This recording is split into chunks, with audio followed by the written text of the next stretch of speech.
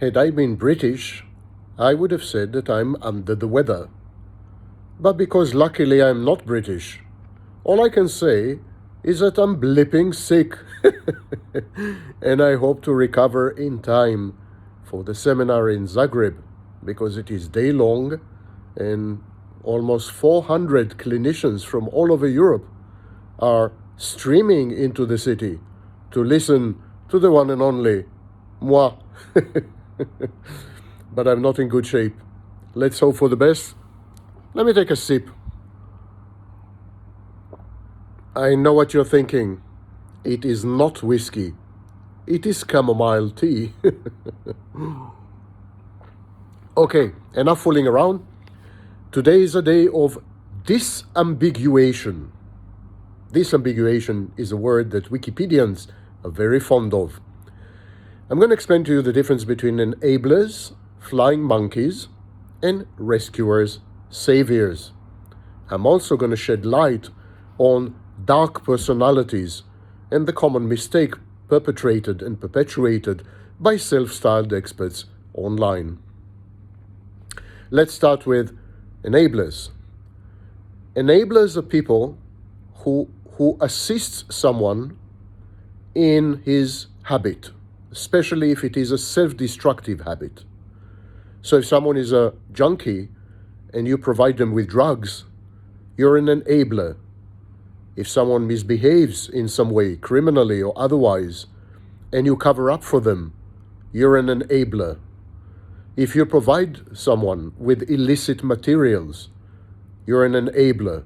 An enabler is someone who helps another person continue, perpetuate, and perpetrate criminal, illicit, immoral, illegal, or socially unacceptable behavior. So, for example, a mother who would turn a blind eye to her son's criminal conduct would be an enabler. Someone who would bring alcohol to an alcoholic would be an enabler. Someone who would go to a shop and purchase alcohol for a minor would be an enabler. Got it? This is an enabler. Enablers have nothing to do with flying monkeys.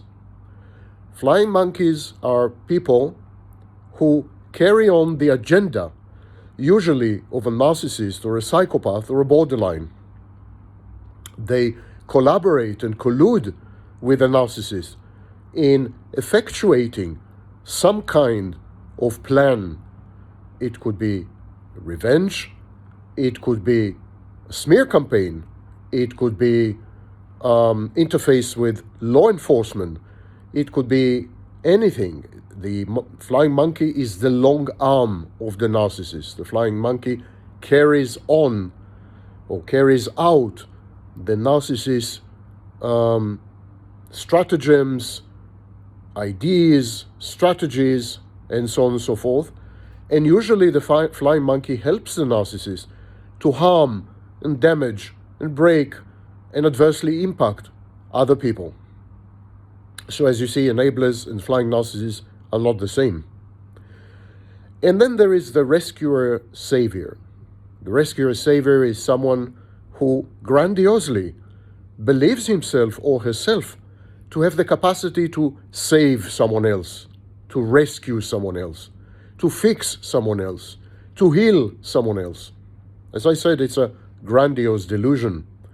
The savior or the rescuer convinces himself or herself that they're the only ones who can change and transform someone else's life.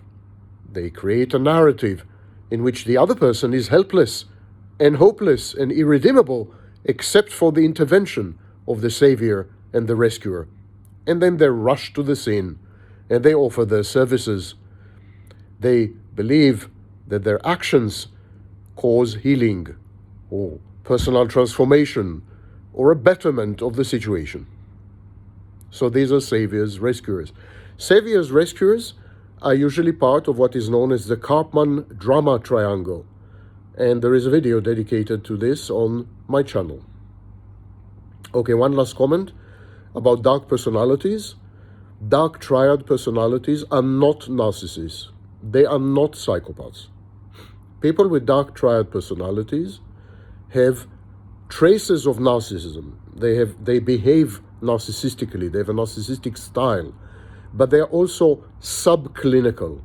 In other words, people with dark personalities cannot be diagnosed with narcissistic personality disorder.